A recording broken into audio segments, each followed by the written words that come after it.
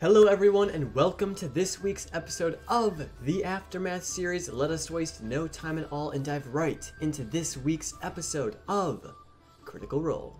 So, in this episode, there was quite a bit of information that was given to us, and honestly it was all a bit overwhelming. So today we are just going to talk about the big sort of drop that happened with Nott's backstory and Caleb's backstory, since it seems like they're a bit connected. And to be honest, I'm still struggling completely understanding everything that was given to us, so I apologize if what I'm saying is confusing or it seems broken or inconsistent.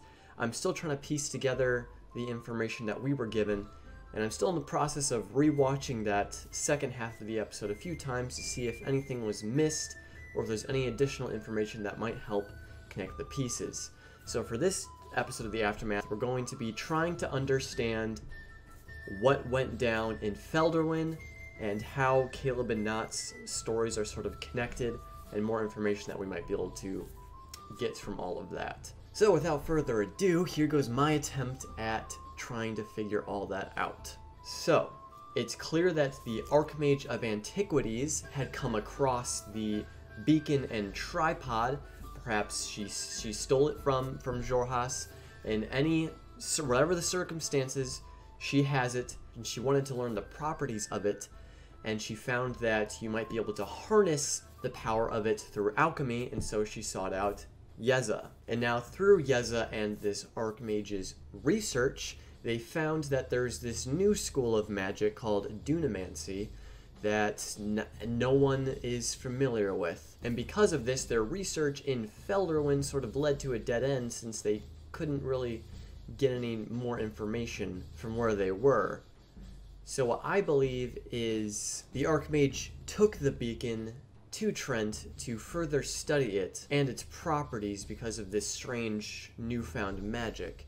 And Trent, learning a bit more about the capabilities of the beacon, decided to try to find individuals that were more gifted in this newfound magic, which brings Caleb, Astrid, and Eodwulf into the picture, since what was mentioned in the research notes was that Trent had found some individuals that were gifted in dunamancy.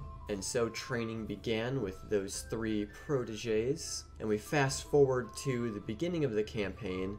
At some point, the beacon had made its way to the Tri-Spires. Now, it's possible that, as I said before, the research in Felderwin could only be useful to a certain extent, and so they had to move locations to the Tri-Spires, where the Hall of Erudition is, where further research could be conducted. And now this was figured out by the Xhorhasians, since they mounted an assault on the Tri-Spires to try to get the beacon back. However, they were unsuccessful, since the Mighty Nine recovered the beacon from a Xhorhas operative in the sewers. And my guess is that since the Xhorhasians once again lost their beacon, they decided to follow leads that would potentially lead them back to the beacon, and they found out that there was a researcher and alchemist in Felderwin that had been conducting experiments on it.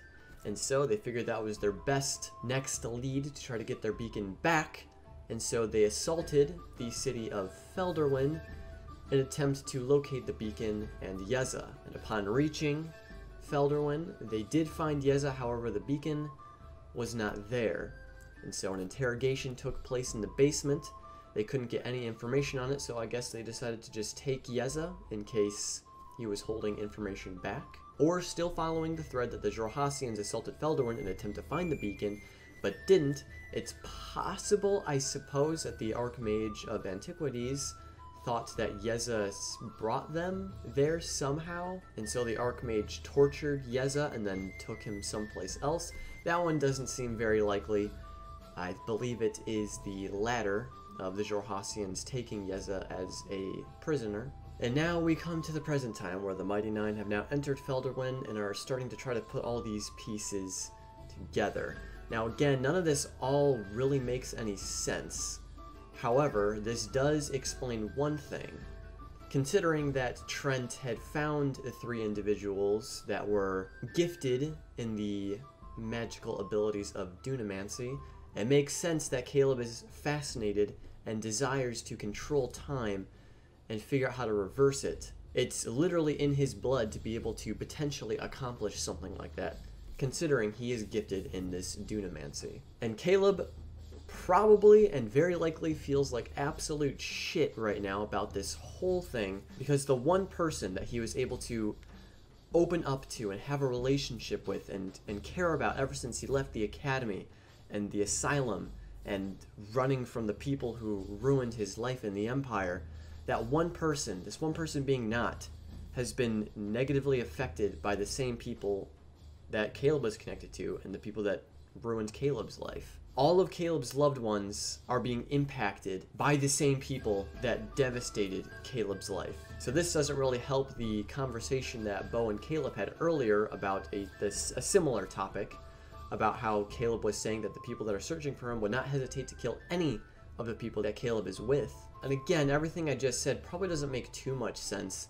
It honestly still doesn't even make much sense to me. I feel like I'm still speaking nonsense because I feel like we don't have enough information to fully grasp what is going on, so we kind of have to wait for answers on that, but we can still try to figure out what the answers may be. So if any of you guys have more insight on what went down, feel free to enlighten me and others in the community about what happened, because I still feel at a complete loss for words over everything that happened in that episode. So much confusion and heartache and just so many more questions than answers. And another one being Nott and her family.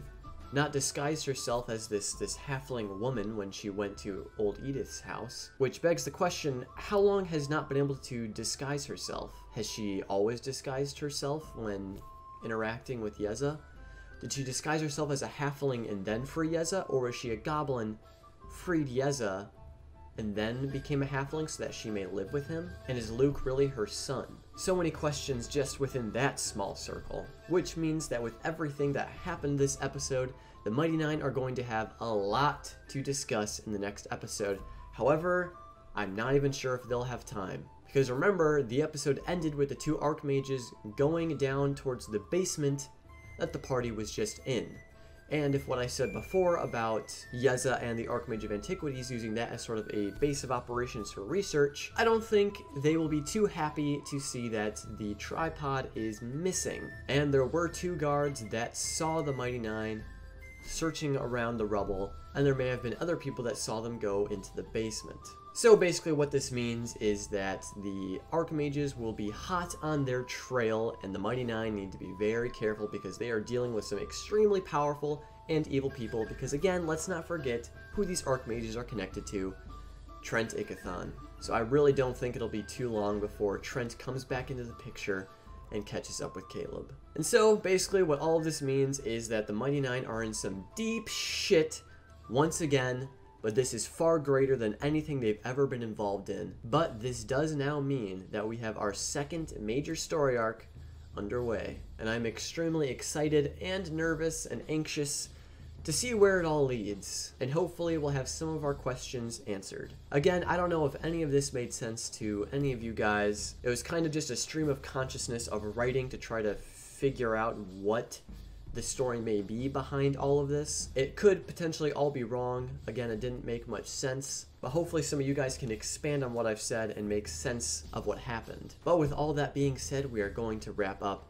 Let me know what you guys think down below. What did you think of this sort of heavy episode? And what answers do you all have for what happened? I hope you all have an absolutely wonderful rest of your weekend, and I will see you all next week.